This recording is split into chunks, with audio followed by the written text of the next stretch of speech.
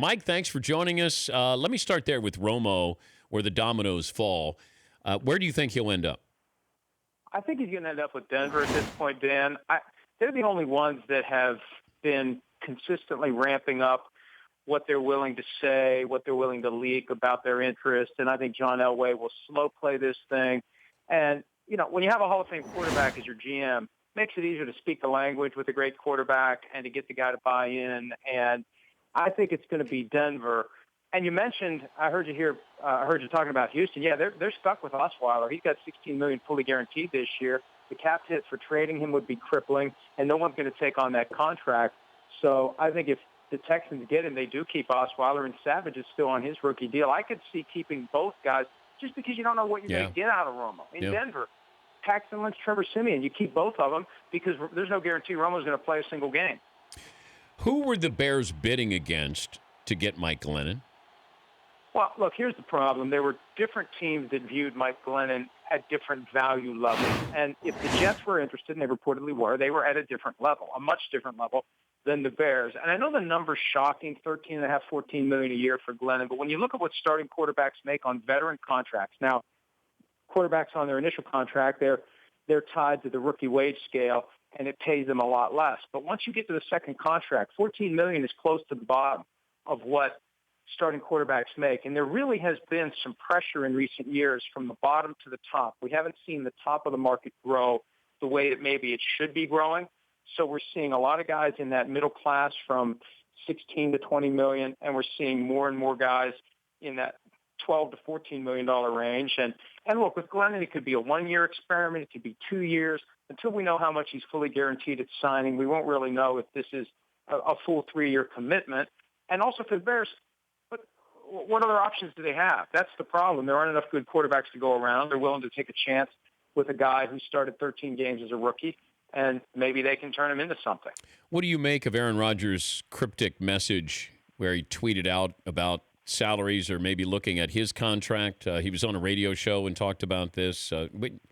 Is Rodgers saying, let's renegotiate my contract? Well, and look, if you listen to the audio, it's clear that that's his point. When he's asked about Glennon getting $14 million a year and whether that means they need to take a look at his contract, he said, I think it has to. And then he laughs and he says, I think it has to. And I don't think I need to expand upon that. Well, what does that mean? That means he's underpaid. He knows he's underpaid, but he's under contract for 3 more years. And here's the problem. This is why I think he got a little sensitive about it. And, Dan, if you haven't heard, he's a little bit sensitive. I don't know if that's breaking news. I don't know if you need to hit the breaking news button. But, yes, he's underpaid, but he's the one who signed that contract. And he's responsible in a roundabout way for the fact that he is underpaid because now, he's committed through 2019. He doesn't have any protection in there to ensure that he gets more money if the salary cap spikes as it has. It's gone up 40% since he signed his deal back in 2013. So, yes, he deserves more money, but one of the reasons he's underpaid is because he agreed to the contract that he's currently underpaid with.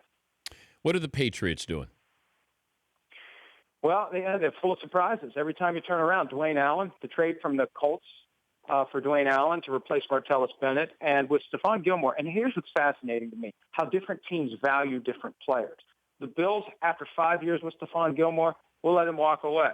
The Patriots, after facing him for 5 years, decide we have to have him, possibly at the expense of keeping Malcolm Butler, whether he's traded or whether he walks away next year as an unrestricted free agent. That is shocking that you could have two teams in the same division view the same player that differently. And track record tells me I'm probably going to assume that the Patriots have a better read on Gilmore than the Bills, even though he played for the Bills and not the Patriots. We had Joe Mixon on in the first hour. I know you had him on a couple of days ago, and you asked all the appropriate questions there. He has his pro day yesterday, and now he's so good that it's hard for teams to take him off their draft boards. There's probably teams that were hoping he'd run a 4.59 or something, but he didn't.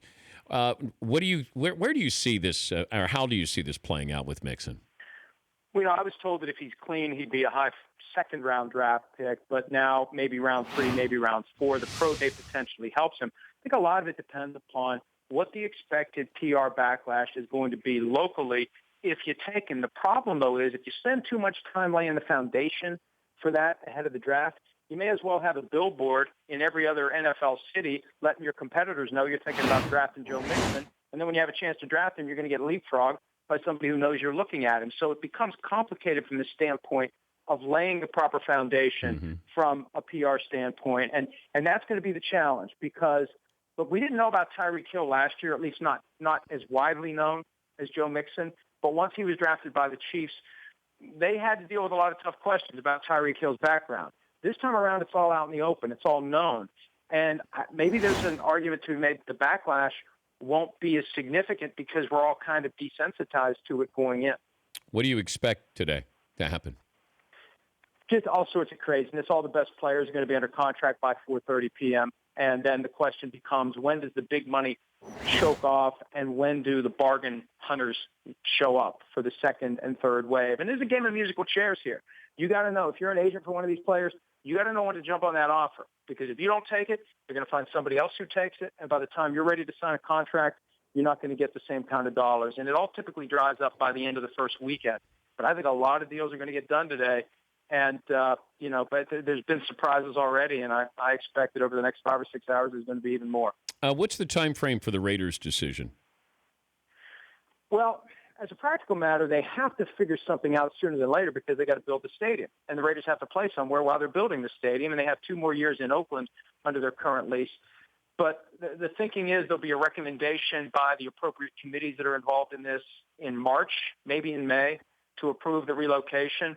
All signs are pointing to approval, although my concern for the Raiders is even though they found Bank of America to kick in the $650 million that they need to close the financing gap, they need to replace the expertise that Sheldon Adelson, the Sands Casino owner, would have brought from the standpoint of building and operating a stadium. Until they replace that, it's going to be hard to convince the owners that they have everything in place that they need to make this happen. But you got to move quickly. That $750 million is sitting on the table in taxpayer money. It's not going to be there forever, and they got to start building the stadium if they want to get the thing done. I know you got a busy day. For all your free agency news, ProFootballTalk.com. Thank you, Mike. Thanks, Nancy, buddy. All right. The Dan Patrick Show, weekday mornings on Audience.